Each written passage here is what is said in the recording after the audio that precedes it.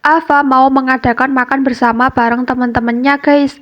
Kado disuruh belanja kebutuhan masak ke mall.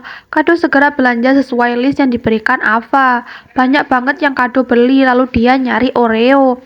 Pas sudah nemu, Kado malah menabraknya guys. Ketika sudah di kasir, antriannya banyak banget. Si Kado diam-diam memakan belanjaannya sendiri.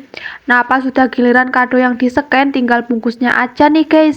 Kemudian Kado pulang. Saat di perjalanan, Kado masih memakan belanjaannya sendiri. Hingga pas nyampe rumah, yang diberikan ke Ava cuman bungkusnya aja. Ava marah lalu membuang semua bungkusnya guys. Tiba-tiba teman Ava datang, Kado semakin dimarahi guys. Suatu hari ada seorang ayah yang menyiapkan keju untuk perlombaan di pameran. Anaknya ikut ke pameran itu.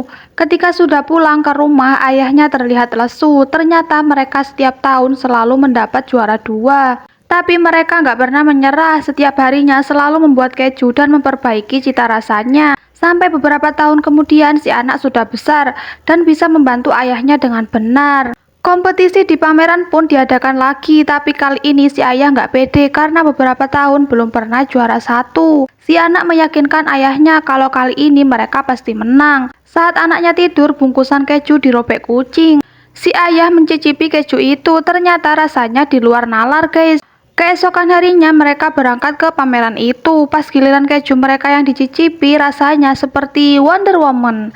Dan akhirnya mereka mendapatkan juara 1 setelah sekian tahun guys. Ketika di sekolah, bocil ini diganggu teman-temannya guys. Bocil ini sedih dan murung. Saat waktu pulang, bocil ini terus menunduk dan sedih. Si bocil pergi ke kamarnya lalu melihat foto ayahnya. Tiba-tiba bocil ini mencari sesuatu yang ternyata itu kunci guys. Bocil ini memegangnya di depan dada, lalu seketika bertemu ayahnya yang sudah di surga. Bocil ini semangat lagi karena dapat dukungan dari ayahnya. Dia membawa kuncinya ke sekolah, tapi pas mau naik bus kuncinya jatuh guys. Bocil ini gak sadar dan ketika sampai di sekolah, bocil ini mau diganggu lagi. Si bocil mau ngambil kuncinya yang ternyata gak ada. Bocil ini pasrah guys.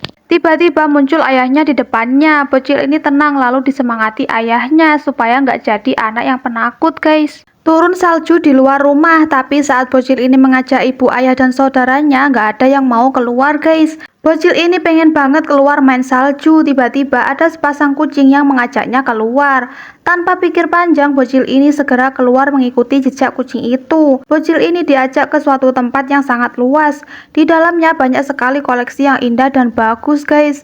Dan ternyata ada seorang kakek penunggu tempat itu. Bocil ini dikasih undangan oleh kakek itu untuk diberikan ke keluarganya. Kemudian bocil ini pulang dan mengajak orang tuanya pergi ke undangan itu. Akhirnya mereka semua keluar bermain salju lalu bertemu dengan teman-teman yang lain guys. Kisah persahabatan dua bunga yang bikin mewek guys. Jadi ceritanya di taman ini ada dua bunga yang saling berdekatan. Mereka selalu menghabiskan waktu bersama dengan olahraga dan bermain. Menit berganti jam, jam berganti hari, mereka masih bersama. Hingga suatu hari ada tukang kebun dengan membawa mesin pemotong rumput yang menghabisi teman bunga ini guys. Bunga kuning ini sedih karena temannya tinggal batangnya saja. Tapi tiba-tiba batang itu gerak sendiri lalu bunganya tumbuh lagi guys. Akhirnya mereka kembali bersama lagi.